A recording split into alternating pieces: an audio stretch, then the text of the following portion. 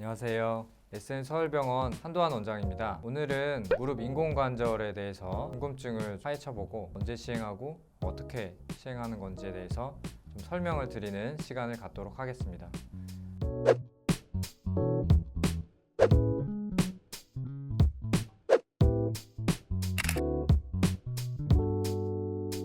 그럼 일단 무릎 인공관절이라고 하는 거 많이 들어보셨을 텐데요. 언제 하는지 일단 그게 더 궁금하실 것 같아요. 인공관절이라고 하는 거는 기본적으로 닳아버린 연골 그런 것들이 이제 광범위하게 있을 때 평균적으로는 60세 이상 연령에서 일상생활에도 통증이나 이런 기능 장애로 제한이 있을 때 시행하게 되는 수술입니다. 엑스레이나 MRI를 통해서 연골의 전반적인 상태, 관절의 변형 상태를 체크를 하게 되는 거고요. 그것만으로 수술 여부를 결정하는 건 아니고 결국에는 환자분하고 일상생활에서 어느 정도 불편한지 걷거나 하고 싶은 운동이 있으면 그런 것들이 얼마나 제한이 되는지를 상의를 해서 최종적으로 수술을 결정하게 되는 것입니다. 많은 분들이 뼈를 전부 다 이제 인공으로 로봇처럼 바꾼다고 생각할 수도 있는데 실제로는 한 9mm 정도만 이런 식으로 뼈의 모양에 맞춰서 닳아버린 부분만 깎아내게 되는 겁니다. 대퇴골하고 경골 모두. 그래서 이제 금속 합금으로 되어 있는 것을 모양에 맞춰서 깎은 뼈의 절제 부위에다가 결합을 하게 되고 이제 그 사이에는 연골 역할을 하는 강화 폴리에틸렌, 그러니까 플라스틱 같은 건데요. 이거를 넣게 됩니다. 인공관절하면 우리가 이제 수명을 생각하게 되는데 대체 이걸 얼마나 오래 쓸 수 있나요? 라는 질문이 제일 많았던 것 같아요. 예전에는 이 폴리에틸렌이 10년 정도 쓰면은 닳아가지고 다시 갈아줘야 되고 그런 일들이 꽤 많았습니다. 하지만 지금은 이 폴리에틸렌을 만드는 공정 자체가 다양화되었고 최근에는 비타민 E까지 첨가해서 닳지 않게 만드는 그런 기술들이 많이 개발되었기 때문에 이 폴리에틸렌이 닳아서 다시 재수술하는 경우는 별로 없다라고 이제 생각하시면 되고요. 결국에 저희 병원에서 사용하는 인공관절은 굉장히 환자에게 좀 더 수술하고 나서 편안한 느낌을 줄 수 있고 그다음에 오래 좀 쓸 수 있게 하는 그런 인공관절을 사용하고 있습니다. 여기에 대해서는 좀 더 예전에 자세하게 설명하는 영상을 찍어놨으니까 한번 시간이 되시면 참고를 해주시고요. 저희가 이런 자료를 좀 만들어서 같이 좀 공유를 하고 있는데요. 환자분하고 언제 하는 건지 그리고 입원해서 퇴원할 때까지 어떻게 진행되는지에 대한 내용이 나와 있어요. 지금 이 영상을 좀 참고해서 같이 보셔도 좀 좋을 것 같습니다. 기본적으로 이제 수술하기 전에 준비를 해야 됩니다. 수술 전에 가장 중요한 거는 기저질환을 파악을 해서 끊어야 될 약이 있는지 그런 것들을 파악을 하는 건데요. 심장이나 아니면 뇌 질환 때문에 예를 들면 혈전제를 먹거나 류마티스 관련된 질환이 있으셔서 류마티스 약을 먹게 되는 경우에는 일정 기간 좀 끊어야 되는 경우가 있습니다. 제일 좋은 거는 처방전 혹은 약봉투를 가져오시면 무슨 성분인지 정확하게 알고 저희가 언제부터 언제까지 끊어라 이런 말씀을 드릴 수 있으니까 그건 한번 참고해 주시면 좋을 것 같습니다.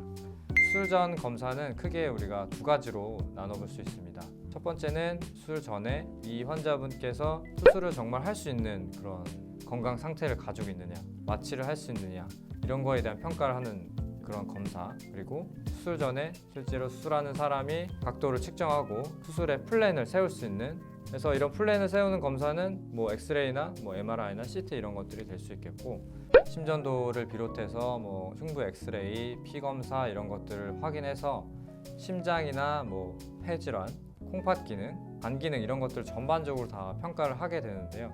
미리 좀 알고 예방할 건 예방하고 수술 후에 대처할 수 있는 건 대처할 수 있게 그렇게 검사를 진행하고 있습니다.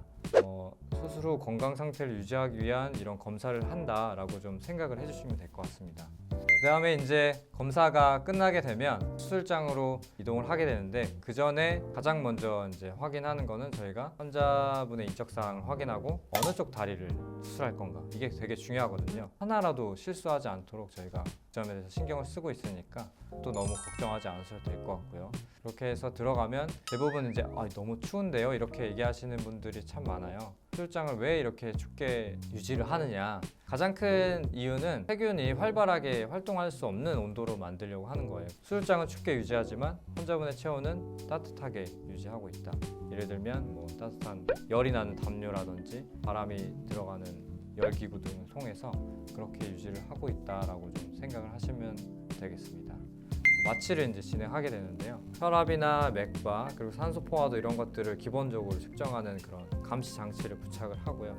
숙련된 저희 마취과 전문의 원장님 오셔가지고 척추 마취를 보통은 진행하게 되는데 그럼 옆으로 돌아 누워서 등을 새우처럼 웅크린 자세로 좀 유지를 해야 돼요. 이걸 좀 힘들어하시는 분들도 있는데 잠깐이면 되니까 너무 걱정하지 않으셔도 되고, 그다음에 이제 척추 마취 하나 이제 말씀드릴 게 있는데 가끔 이제 너무 척추의 변형이 심하거나 수렵착이 심한 경우, 그런 경우에는 바늘이 안 들어가는 경우도 있고 바늘이 실제로 뼈 사이로 잘 들어갔지만 마취의 액이 퍼지지 않는 경우가 가끔 있어요. 그렇게 되면 우리가 마취를 하지 않고 수술을 할 수는 없잖아요. 그래서 전신 마취로 전환을 해서 보통은 진행을 하게 됩니다.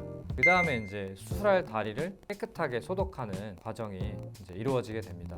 굉장히 무균 상태를 유지해야 되고, 특히나 인공관절 같은 경우는 한번 감염이 되면 이 주위로 세균 같은 것이 딱 붙어서 떨어지지 않는 그런 상황이 생기게 됩니다. 아주 깨끗하게 멸균된 상태에서 무균 수술을 진행한다라고 생각을 하시면 될 것 같아요. 수술 과정은 아까 제가 말해드렸다시피 기본적으로 골 절제를 하고 나서 적합한 임플란트의 크기를 결정을 한 다음에 잘 맞춰서 수술하고 나서 뭐 구부리거나 펼 때, 걸어 다닐 때 잘 흔들리거나 너무 뻑뻑하지 않게 그런 것들을 맞추는 게 사실은 굉장히 중요한 기술 중에 하나입니다. 그래서 그것까지 끝나면 이제 수술 부위를 깨끗하게 드레싱을 하는 거죠. 사실 상처 회복이 얼마나 걸리나요? 가끔 물어보시는 분들이 있습니다.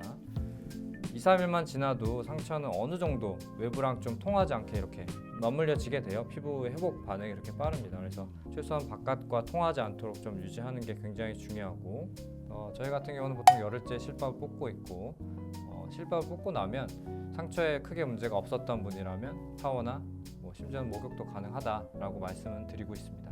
드레싱이 끝나면 이제 수술장에서 나가게 되는 거예요. 그래서 드레싱 이후에는 이제 환자분이 결국에는 수면 마취도 하고 척추 마취도 했기 때문에 혈압, 맥박, 산소 포화도 이런 활력 징후가 괜찮은지를 확인하는 그런 과정이 필요하고, 수술장에서도 한번 확인을 하게 되고, 불안정한 경우에는 회복실에서도 조금 경과를 좀 더 지켜보다가 결국에 이제 병실로 이동하게 되는데요. 회복실에서 이제 병실로 이동하기 전에 수술 후의 결과를 확인을 해야 돼요. 그래서 엑스레이 영상 검사를 진행하게 되고, 결과를 토대로 혹시나 문제가 생기면 좀 빨리 대처할 수 있게 찍게 됩니다. 그리고 나서 이제 병실로 올라가는 거고요.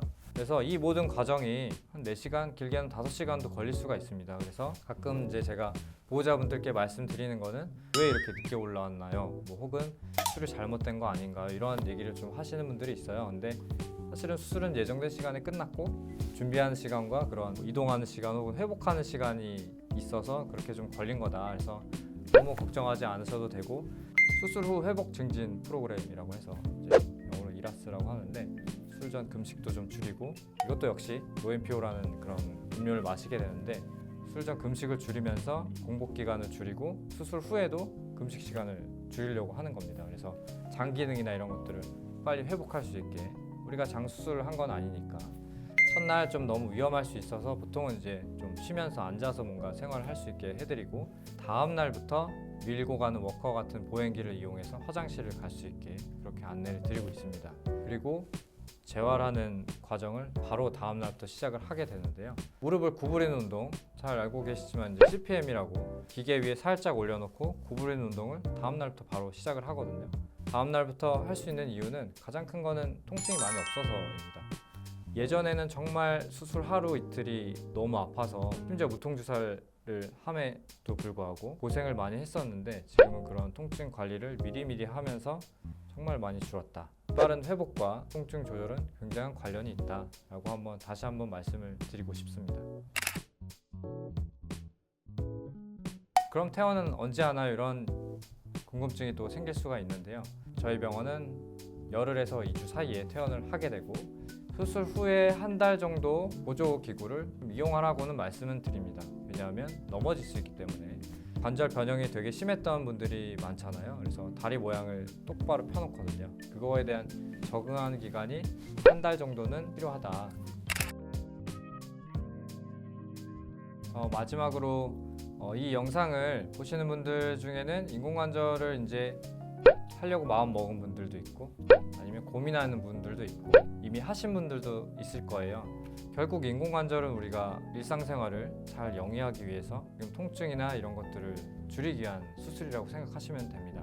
100세 시대를 이제 준비해야 되는 그런 상황에서 무릎 관절이 좀 성하지 않으면 결국에는 걷거나 이런 활동들이 줄어들면서 집에만 있게 되면 나이를 불문하고 심폐기능이 떨어지게 되고 생명과 관련 있는 그런 문제들이 생길 수가 있거든요. 이 영상이 고민하는 환자분들께 도움이 되었다면 좋을 것 같습니다. 감사합니다.